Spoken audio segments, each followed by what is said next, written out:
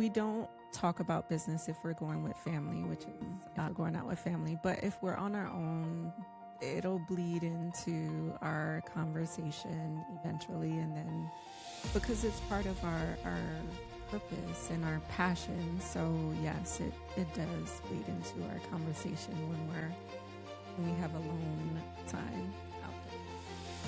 In the beginning, you might have to pivot and say, oh, I got to do this to make income because this is not coming when we need it to come, and that's fine. And that's part of the startup. But once you get that runway going and you're just delivering for the most part, then there's even less bleed in as far as that. And we've experienced that in other businesses when we had a daycare, and it was in our house. So when we got together after that, there was no discussing the business because we realized how important it was to separate from the business because we were integrated into that interesting lifestyle. Hello and welcome to Married and Magnetic, the place for entrepreneurial couples who want to stay happily married. In each episode, we have real conversations with ordinary couples doing extraordinary things, sharing achievements, everyday joys, challenges, and the mindset and tools that make love the greatest strategic edge. We are James and Angela Mitchell, a real-life married couple. She's a counselor, and he's a coach, parents to 3 kids, and co-founders of Love Intentionally. We've ridden the highs and lows of building businesses while working hard to stay happily married. We've lived it, done the work, got the t-shirt, and are here to help you do the same. This is Married and Magnetic, where love, business, and growth collide. Let's dive in, y'all. Good morning, afternoon, evening, whatever time it is, wherever you may be listening to this, y'all. Welcome, loves, to another amazing episode of Married and Magnetic, a Love Intentionally podcast. We are your hosts, James and Angela. We're the Mitchells and the co-creators of Love Intentionally, and we're very excited today to get to Raphael and Liz. We are going to be chatting with them about something super cool. They have been working on this business for 2 years, and they launched just at the start of 2026. And one of the cool things they do is they put their marriage first. So what they talk about and what you'll hear today is how the constraints live in the body. And so if you really want to create actual movement, like for real movement in your life, it starts with the body. And we're going to get to hear about their business today and how you can leverage that knowledge and their tools inside your own life. And you're also going to hear the story about how they keep their marriage first and how they're building their business. And so we're just so excited to have them here. So at this moment, y'all, I'm going to read you their bio. Raphael and Liz St. are co-founders of H2P Collective Corp. They're coaches and authors based in Tampa, Florida. Raphael authored Synovial Space, a guide to dynamic living, and Liz authored Unrestricted, a woman's guide to leading through limitations. Together, they created Synovial Space Methodology, an 8-pillar coaching system that helps people create real movement toward their goals. Raphael brings 25 plus years in operations leadership and a background in massage therapy, personal training, and functional range systems, disciplines he applied to expand his own mobility and slow the progression of chronic physical restriction. Liz brings 20 plus years of director level hospitality leadership. Married and in business together by design, they present as a unified team and live what they teach, which is exactly why they're here. So welcome to the show, y'all. Thank you. Thank you for having us. So happy to be here.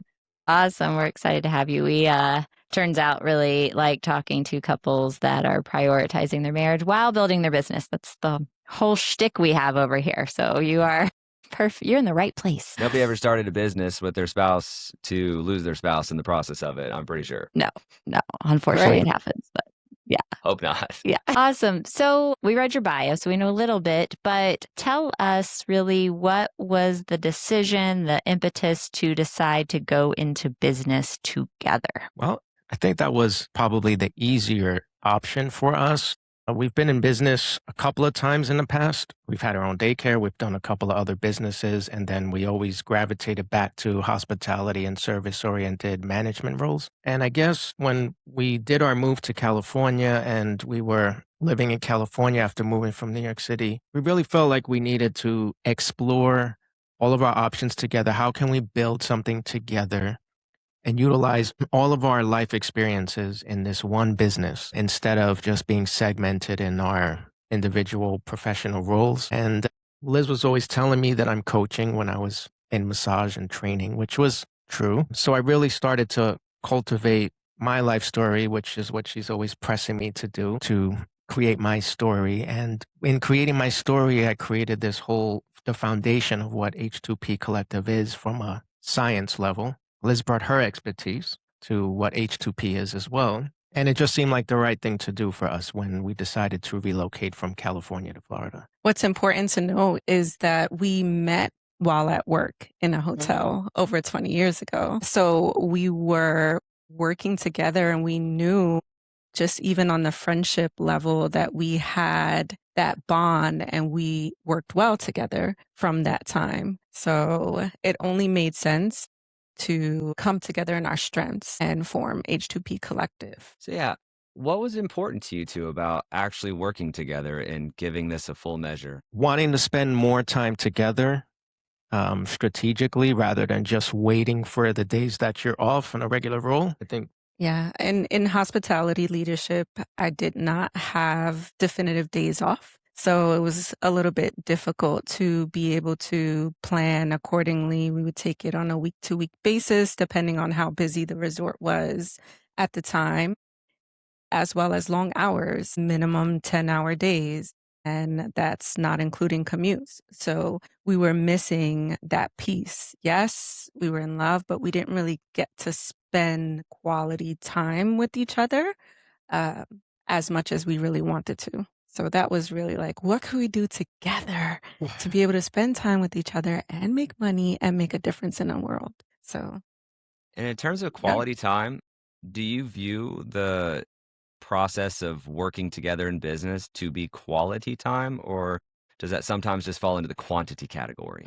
It could probably fall in the quantity, but it's better to see her than to not see her, or just have that 5-minute conversation in a day, getting to wake up with her and make her breakfast, for instance, and talk work and personal in the same space. I think that makes up for the quantity aspect. And I see it as quality just because I feel like I was missing that. So whether we're talking about work or personal, it's still quality time for me. We, one of the things, we talk about intimacy a lot since we work with couples and we coach couples. And we've identified, we have this quiz, the intimacy styles quiz, but one of the intimacy styles that we've really come to appreciate, maybe even coined, I haven't seen it other places, but is what we call creation intimacy. And it's that intimacy that is built from creating something together. And for us, we're in business together too. So it's that, like I think with you all, it can be from creating a family, it could be creating a certain life or lifestyle together. But that idea that I'm with you, Liz, that I think that creating something together can have this own feeling of intimacy, right? In a relationship. Absolutely. Awesome. I love too that in your story, you all, it sounds like, made a really intentional decision to prioritize your marriage, right? And I think a lot of people can sometimes feel stuck in the day-to-day grind of both having, most families now are 2 income earning families, right? So both people are off at work. You grind all week to maybe get some time together on the weekend, or maybe get some time together when you go on vacation. Unless one of you golfs and then you don't even get that.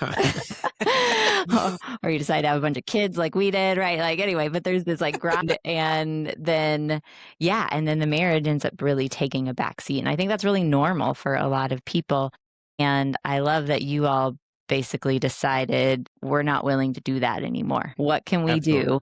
Right. Which takes some bravery too, to step outside that, those W-2 jobs and things like that, to go, how are we going to build something together? Because we realize that our relationship is most important. So that's beautiful. One thing you all wrote was that the decision to build your business together, not alongside each other, but as a single unit, was the most intentional marriage decision you've made. And that the business doesn't strain the marriage strengthens the business. And I loved that when I saw that you had written that.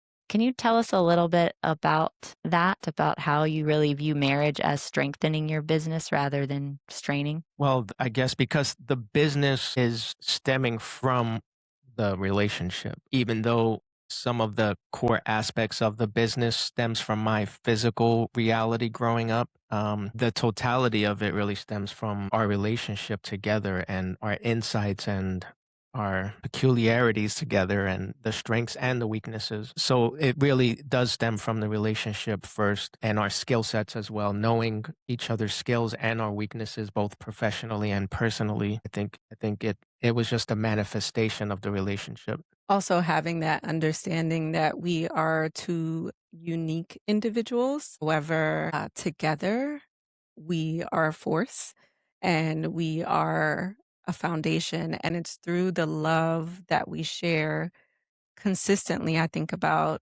it's the love that we share that is the foundation for everything else in all areas of our life. So in H2P Collective, when we talk about the 8 pillars or the 8 areas of our lives, mental, physical, emotional, relational, financial, it's built on the love that we share, and it has a domino effect across every area of our lives. So that's why we found it to be important to build this based on our marriage and based on the love that we have for one another.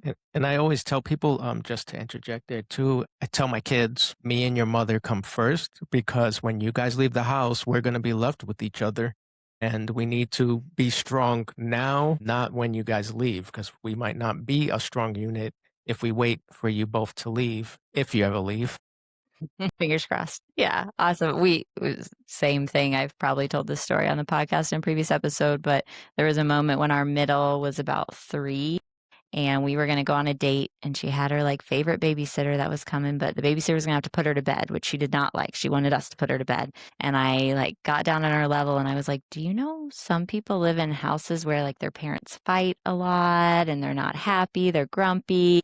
And I was like, do you want to live in a house like that? And she's like, no. And I'm like, then Daddy and I need to go on a date. And she was like, literally like, oh, okay. Like, once I explained it to her, she was like, oh, okay. But yeah, us too. I believe, the marriage has to come first. You're the foundation, right, of the house. And it keeps you connected. And Yes. So in terms of connected, like what does that mean to you two? I would say energy connection. We bounce off of each other's energy a lot. So, and I'm still trying to explain this to him, but if he's upset or he gets frustrated or he's happy, whatever it is, that energy, right away I feed off of his energy. So for me, the connection really is about the energy that we share in our emotions and the way we act. Right. And I agree. I've been dealing with my mother who has dementia, unfortunately, and at times it really gets to me seeing her like that. And then I have to calibrate myself because I'm seeing how it's affecting Liz. If I'm allowing it to get me down, I see it in her. Everything is connected, not just the business, but our relationship and our emotional life. So I see pure as day when I need to calibrate myself. Yeah. That was one of the hard things for us when we first started working together. I don't think it went as seamlessly as it sounds like it went for you all. We were doing great as a married couple for, 10 or so years, and then decided to work together. And one of the initial challenges was what you're saying, Liz, was that I think it's probably more common for women. We really pick up on other people's emotions, although, I know men can too. And I would do the same thing. If he was frustrated or a little short with me, I would instantly cue into that and feed off of that. And on days when that was going on, and sometimes it wasn't even about me. Like sometimes it was because we had a disagreement that morning, but sometimes it was just he was stressed about other things, that social media wasn't working like he wanted it to or whatever. And I would pick up on it, and then it would be hard for me to then go on about our workday with that energy. How do you all manage that, especially in this context of working together? Have you found ways to navigate that when you're a little off, but you still need to work together? So the interesting thing is that Raphael was saying that we moved from California. California, we had a large house. We had lots of space, more rooms. I can hibernate when, and have my me time. And we moved to an apartment in downtown Tampa. So literally we're always together. If I'm on the phone in another room, he can hear me. So the funny thing is that I put a chair. We have a walk-in closet. So I put a chair in the closet. Walking A chair. huge chair. a huge wicker chair just so that I can have like my little retreat space. Because honestly, when I do get like that, I'm like, I need to regroup. Then I'll take a time out and just regroup myself, breathe, or I will go outside and take a walk. And so there is a lot of recalibration, especially now. It's not just working together, but also being in a closer space. So we are learning each other on a different level than we have in the past years. So this is not just launching a business together, but we are also learning more and more about each other in a different age, right? You evolve. Who we were when we were in our 20s is not now when we're in our 40s. It's completely different. So we are aging and learning and evolving in a tighter space and learning what that looks like and pivoting each day and trying to be patient and compromise. That's the biggest thing, is really like patience and what am I going to compromise, and what does that look like? What do you tell yourself when you're in that wicker chair? I don't think she's sitting in it. She's hiding behind it. It's not his fault. He's just going through it right now, Liz. He'll be okay. Yeah. He'll be fine. And usually when I come out of the closet, he looks at me, he's like, sorry, I was being a jerk. Or, like, sorry, I regroup. Like, okay. And half the time it's not even about me, but it's just like, feeding off that energy.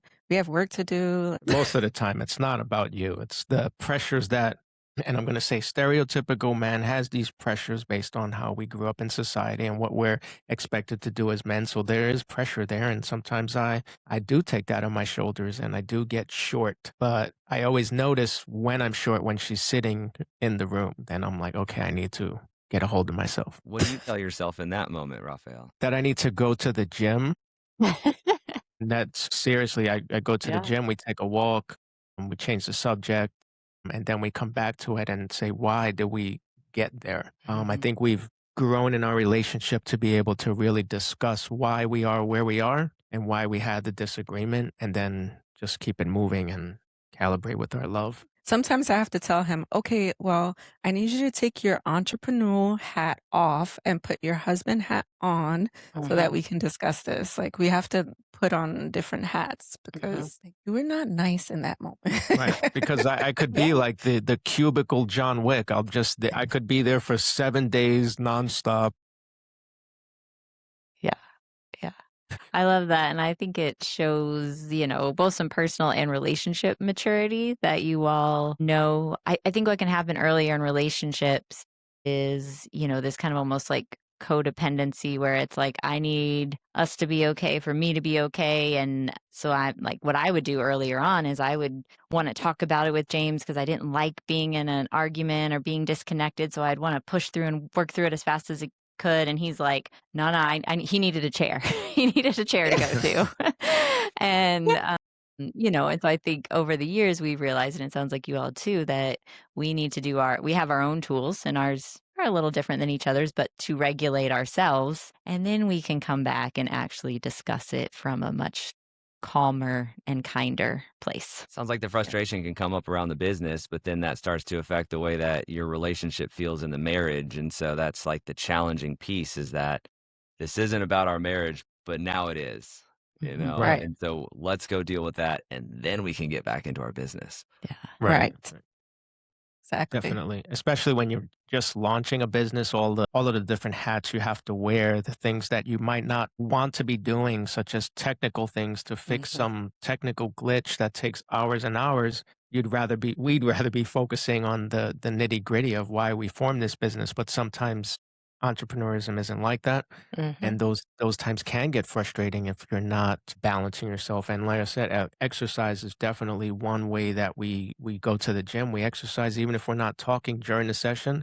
By the end of it, we're talking again. That's definitely a tool that we've been using, is exercising together is something when you speak about, I know you've spoken about, I'm not sure if it's experiential. Right away, when you discussed that, I thought about us experiencing the gym together and working out together and doing and training and that body movement. Yeah. Awesome. So you mentioned a minute ago, Liz, that, sometimes you will remind him to put his husband hat on instead of his entrepreneur hat on. And to your point, Raphael, I do think something when you are first becoming an entrepreneur, you don't always think about, or I didn't anyway. I was a counselor, but when I was working for other people, I just got to show up and serve clients. I just got to help people. That was great, and then we go into business for ourselves, and I'm just wanting to help people. And it's like, oh, well, someone has to There's no business until there's a client. Yeah, you got to do sales and marketing and like all these things that I don't know how to do or didn't know how to do.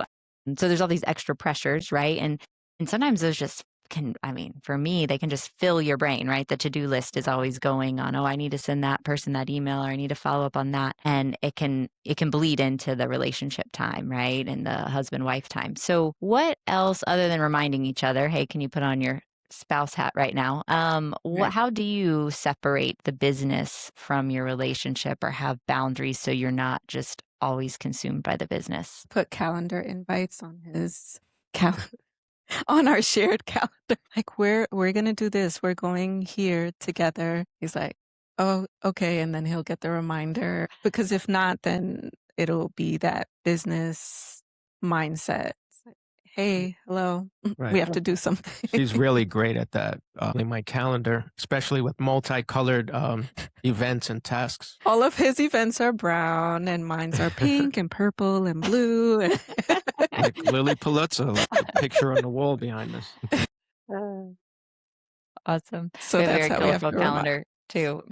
So when you have those times and when Liz sends you a calendar invite, is it like work discussion is off the table during those times, or how do you all handle that? I think it depends on where we're going. I would say 50% of the time that we're doing something like that, it's really with family as well, because now that we're in Tampa, we have a lot of family in Tampa. We're in California. We didn't really have family on the West Coast. So now half of that calibrating time together is with family as well, because while we're there with family, we can quickly get back in our own little circle together. That is also grounding for us as well. But yeah, it could be something simple as going to the bar and just sitting there and looking at each other with googly eyes, but intentionally. It has to be intentionally. And Liz is really great at starting that. I can be good at starting it, but a lot of times mine is more grandiose. I'm like, oh, we're going to Miami right now. Like, okay. And she'll be like more realist, like, let's go down the block to the bar or to this event. Yeah. So we don't talk about business if we're going with family, which is if we're going out with family. But if we're on our own, it'll bleed into our conversation eventually. And then because it's part of our purpose and our passion. So yes, it does bleed into our conversation when we have alone. Is that something that you see lasting the duration? Like at any point this business hits the level of success that you dream of, like it's made it to that point, like we're there. Do you still see it bleeding in, or is this something that is really more of that hustle startup phase? I think it's the hustle startup, because so you in the beginning, you might have to pivot and say, oh, I'm going to do this to make income because this is not coming when we need it to come. And that's fine. And that's part of the startup. But once you get that runway going and you're just delivering for the most part, then there's even less bleed in and as far as that. And we've experienced that in other businesses when we had a daycare. We had a daycare many years ago and it was in our house. So when we got together after that, there was no discussing the business because we realized how important it was to separate from the business because we were integrated into that interesting lifestyle. It sounds like one of your strategies to focus on the relationship is get around others, because if it's just the two of you, right? And it's a heart purpose-driven work you have here. And so leaving the house is one of the strategies. Calendars can help you to do that. Have you ever heard this idea that what is once a season can become a state? Interesting. No, but it makes sense. So the season of the hustle, right, and the patterns that you set up. And it's interesting. That sounds like some overlap, too, with the daycare. It's like y'all are homework warriors. When you're home, we work in, right? And so leaving the house isn't in that. And so what would you do differently now to ensure that this, okay, we'll stop talking about business when it's just the two of us in the future, right? So, like, what's one small thing that's coming up for you right now to make sure that that season doesn't become the state? Anticipating where the business will be when it's successful, um, in terms of getting the clients that we need and fulfilling our purpose that way. I don't know, like what I would say being more intentional with our time together when we leave the house so that it is more of honing in on our relationship rather than continuing to focus on the business. So I like what you said about homework. That makes sense for us because this is our home and our office, but then taking that outside is leaving that behind and just being Raphael and Liz. Shall you ready to get real fast? Still, y'all. Let's talk this idea that in terms of sex and money can be inexplicably linked. I don't think that's the word. What's the word? Explicitly? No. explicitly? Explicitly. Yeah. I don't know. Yeah. Yeah. Words. So, do y'all believe that? Have you noticed in your life, career, working together that the more sex you're having, the more money you're making? Interesting. No, but No. I've thought about, because we're at this stage where we are more intimate now more than ever because we have all this time. So then no. No, but I fantasize about monetizing it through OnlyFans, but I'm like, no, that's weird because all our family and no. But It got real quick. yeah, it got real, there we right? go. Like, in the back of my mind, I'm like, how do you? Yeah, but no, I haven't really noticed that, but we've always been intimate. It's just now that we're together all the time, it's even more so. What I I haven't really would, noticed the link yeah. with money. About, if you're open to sharing, like about how often on a, let's say, weekly basis do you get to share sexual intimacy? Lot. They said everything was on Super. the table. I would say at least 7 times a week, at least. But Amazing. now Good. in my older age, it's like when I was younger, it would be like, okay, 5 minutes. But now it's like, are you done yet? Like, what's happening, Ralph? And do you schedule any of those, or are those calendar invites too, or is that just No. spontaneous? No. Awesome. So my And we curiosity, still have. yeah. How old is your child? 15. Yeah, she's The 15. youngest is 15. It's old enough to know. Yeah. Yeah. My curiosity, like to your point, James, is that, because we have heard that there's that correlation between sex and money. Like, if people follow like chakras, they're the same chakra, like that kind of thing. And my curiosity is because you're building this, I was going to say passion driven, but we're talking about passion in another way right now, purpose driven work, maybe passion driven. And now that, and you're working together in it, that, intimacy is a sign that usually that you're connected, right? That there's a high level of connection there. And for sexual intimacy, oftentimes either it's chicken and egg, but there's emotional intimacy involved either before or after, right? And so when you have all this intimacy and connection and you're working together, my thought would be that that's only going to then improve the business, right? Because you're coming into it as this united front.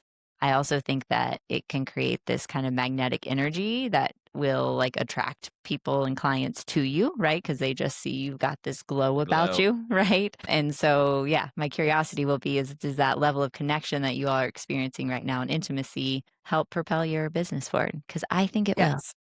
Yes. Yeah, I think it can. And to that point, through the struggles throughout our life, there's been moments where we were so financially constricted that we couldn't even afford groceries for the week. And we've been through those times. And even then, we've still maintained the intimacy. But definitely when you're under financial stress, if you're not properly working on yourself, it's definitely constraints the relationship. You really have to have a strong mindset for it to not. And I think we've built that. So no matter what happens to us financially, I think we'll still be intimately connected as long as we don't have to work 12-hour days and separate jobs across the city. I don't see that affecting us anymore because we've built ourselves up, I think. We talk about the constraints live in the body, and sex is one of those places where we carry a lot of the tension, the deep emotions that stand in the way of our receiving pleasure. And so when we look at the synovial space and these 8 different areas that you focus on to help people really make movement in their body, what's the one that's closest to like that physical intimacy component? Good question. I guess to preset it, like the synovial space is a given in all of our bodies. It's just some may have too little space, some may have too much. If you have too little, like I did growing up, starting from youth due to osteoarthritis from youth, it does limit things. I guess I'm trying to conceptualize this. What do you have any insight into that? Because I could go on and on. Because he's trying to say which area, as far as synovial space, would that come into? Like that would be physical, that would be the emotional pillar, that would be relational pillar. I mean, I feel like it's financial pillar. So it's really those all together when it comes to intimacy. Because like synovial space is your whole system. So we look at all these pillars as one total system. So if one area is restricted, it can affect the intimacy. Understanding the space that you do have is the first step in seeing where you do have movement potential in any area of life. So I think that self-awareness is the first step to creating that intimacy, if that makes sense. Yeah, and let's double click on that and just go a little deeper into your system and your process. Like it's the idea of creating movement using the body. We have these areas. Like what's that high level? Like somebody's like, what exactly is this thing and why would it apply to me? Okay. Well, from that angle, yeah, the whole system that we have does stem from the metaphor of synovial space. So just like the body, if you don't have space in a certain region, you can still capitalize off of the capacity that you do have and maximize the growth that is available to you. Whether you have a real restriction that provides insight into what movement potential you do have. So if you hit a brick wall in one lane, that doesn't mean that you can't go around the wall or change what it is you're doing. So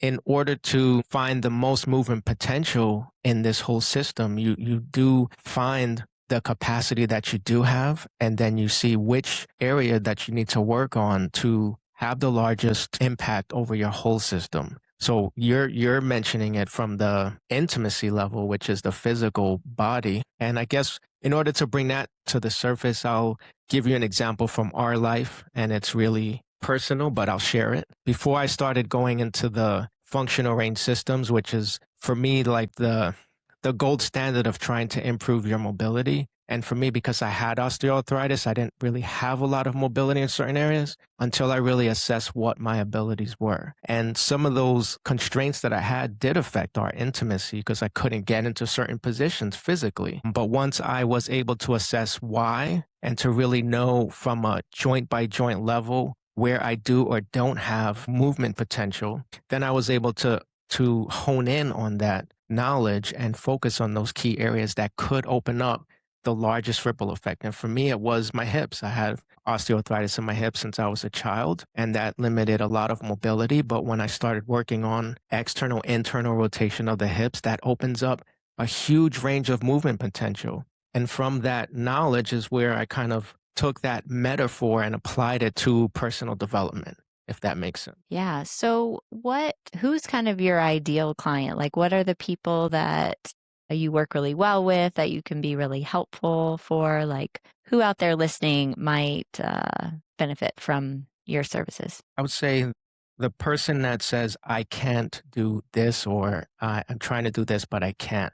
And the reason why I say that is because when they say they can't, the best opportunity to help them is to first show them where they have movement potential and where to perform the audit on themselves to prove where they did move in the past. So the more that they can understand that they have moved in the past, the more that they can achieve their targeted goals by doing that hard work of seeing where they are and really defining where that movement potential is. So anyone who says that I'm stuck, Or I have a goal and yeah, but it's not the right time to do it. It could be professional, could be just financial goal, could be a relationship goal, but they're like, no, I can't do that right now. I'm too busy with work, or I really, really, really want to do X, Y, and Z, but I feel like I'm stuck. I can't do it. That's where we can come in and with the synovial space diagnostic, be able to help them find where exactly can they start with their movement in order to achieve their goal. What's one of your favorite client win stories? Good question. We had a lot so far. Don't want to give the names, but we do have a couple of people in our circle that know their specific issues, but when they've taken our diagnostic, the way that we designed it was to be a window into them from a movement potential, and they can see exactly the mirror. They can see themselves in the diagnostic, and then they're like, okay, I can do this. So we did have people that realize that they've been procrastinating, for instance, and for us, that is the biggest thing that helps motivate me anyway. When somebody sees that they've been procrastinating and not doing things that they need to be doing to move out of that sense of stagnation or that false narrative of where they seem to be in. So we've had a lot of wins in that aspect. I want to talk about one recent was a client who was like, I need to lose weight. Like, I have little kids and I just don't feel myself. I need to lose weight. And he took the diagnostic and his relational pillar was very low and his professional pillar was very low. So movement in starting with his relationship with his family helped him to then make movement of why it was so important to stay consistent in his diet and exercise and just taking care of his overall health, why it was so important. It stemmed from that relationship that he was lacking, or he didn't understand the importance of how it affects, because he was inconsistent with his physical pillar. He was inconsistent. He would start a diet and then he would stop. And he's like, I can't seem to get it. And once he honed in on focusing on his family and focusing on work-life balance and minimizing the time that he spent on at work unnecessarily, is when he said, you know what, my relationships are thriving. And he was able to be more consistent with his workouts, with his diet, and actually taking his family along for the ride with him.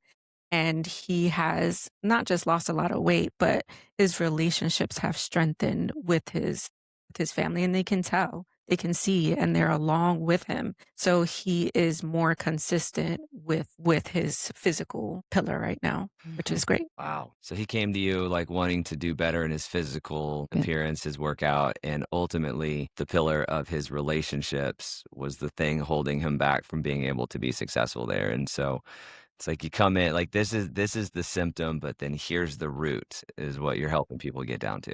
Right. And in all honesty, it's really a tool more so. Like it can be like a bias in some aspects, but we really designed it to be a reflective tool to help them hone in on those areas that if they did hone in a little bit, they would see that it would improve other areas of their life.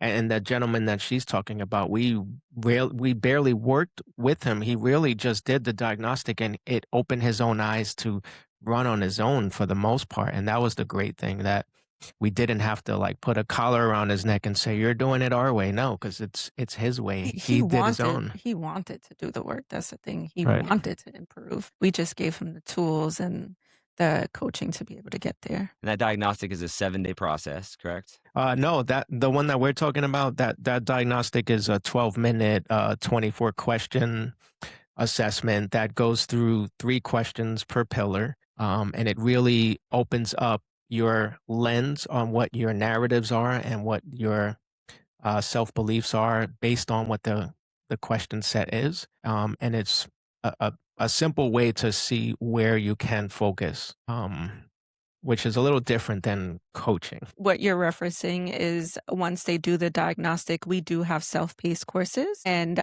the self-paced course, we have a 7-day self-paced course, and then we have a 8-week. So really it's to focus on the information that you receive from that diagnostic, and that's how you hone in on that particular pillar that has that biggest ripple effect across your entire life and all of the pillars. How much is the diagnostic? It's free. Diagnostic is free. Free?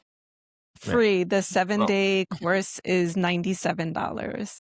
Great. The 7-day course. When I was a trainer and a therapist, a lot of times the clientele is wealthy, and a lot of the impact that you can have doesn't have access to you. And I really wanted to design something that gives people a template to internalize and develop themselves without having to launch into a course or launch into one-on-one coaching or a cohort. So I really wanted to prove that this insight could facilitate growth, not because we're doing anything, but because they've taken the time to self-reflect and bring it to the surface. So we really designed that part to be free. And that's why we call it H2P Collective. H2P is happy, healthy, prosperous, and collective. It takes a collective. It takes a community. It takes those resources to be able to make the movement. Hence the reason why we wanted that particular diagnostic to be free. Awesome. So we'll make sure there's a link to that in our show notes. I'm going to take it. I'm doing it. Yeah, Awesome. see, I would love your input. Awesome. So we will do that. How can people find you? What's the best way to find you? I would say our website, h2pcollective.com. That same handle for most of our social. H2P Collective on Instagram, on LinkedIn, on Facebook, on YouTube, Yeah, everywhere. TikTok. We will make Threads, sure. We'll make sure to put all that in the show notes. Yeah. Yeah. Got a great heart for this work. And one more question before we hit the off ramp, and then we do a little rapid fire. Well, what advice would you give to a couple deciding to go into business together? Do a lot of self-reflection, a lot of self-development work, find mentors, build a runway of leverage financially, even more than you think you need. And if you don't have that, to seek not only personal development mentors, but coaches and people that have been there before. Utilize your resources, the people around you that may have done this before, and get their input, get their tips. But most importantly, I would say make sure that you're grounded in your foundation as a couple, because you go into it to grow and to start something together and to start that journey together. So making sure that you are grounded in your foundation as unit is core.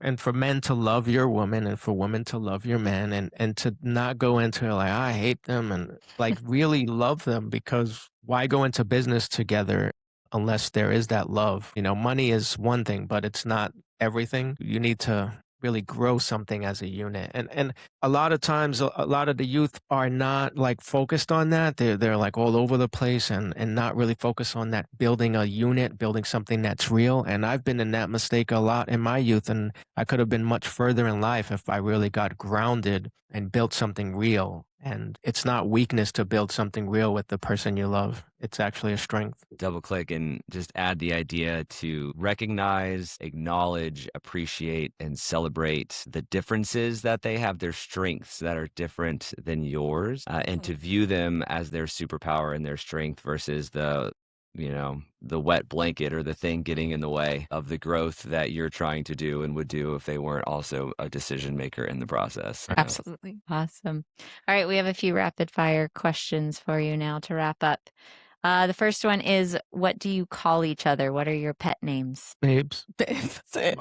So sad. I want something like, it's hard. We get a lot of babe and honey, and then sometimes we get bizarre ones that are great too. Who makes the bed? I do. How many pillows you got? Now, So he's going to set.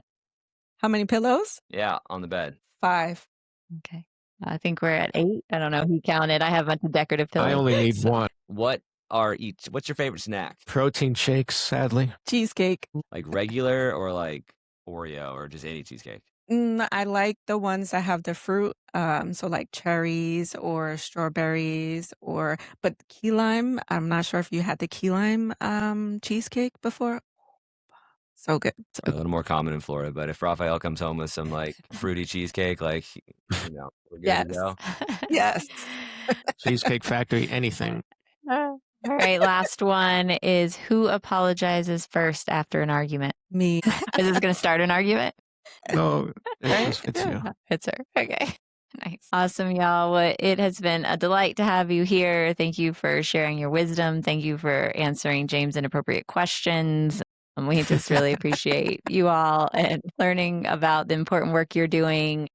For those of you listening, make sure to check them out. We'll have their free diagnostic. I'm going to take it too in the show notes. Thanks for the question, James. I was like, wow, I really said that OnlyFans out loud. Thanks. Why we ask you before the show if anything is off the table. That was good. And I just think it's important for people to understand the real, one, we can get so focused on the business. And I think one of the things that helps us grow our business is when people view us as real humans and they get to see the human side of what we're doing and our hearts for this work. And especially in this, for entrepreneurs that are either married to each other or for people that are married to an entrepreneur, it's just like being able to pop the hood on the most important partnership that you have in your business, but also to be able to say that, yeah, we're partners in business, but we're spouses at home. And I think there's just a lot of power in that. And especially this growing community of entrepreneurial couples to be able to love and support each other and to intentionally spend time with more couples like us, like-hearted couples that are doing this work in the way that you're doing it. And so I hope this helps you to attract more of the people into your lives, the connections into your lives, into your business that can help it grow. And so you can fulfill your purpose with it. So thank you very much. Likewise. Thank Appreciate you. it. I loved our conversation. It was great. Yes. Awesome. Well, us too. We're so grateful. We can't wait for you all to listen. If this is your first time listening to us, y'all, thank you so much for being here. If you haven't left a review yet, we would absolutely adore you if you would. And if this brought somebody to mind as you were listening to it, that you're like, okay, I think this would resonate with this person, please share it with them. We want to share the love, literally. And until the next episode, y'all, may your life and love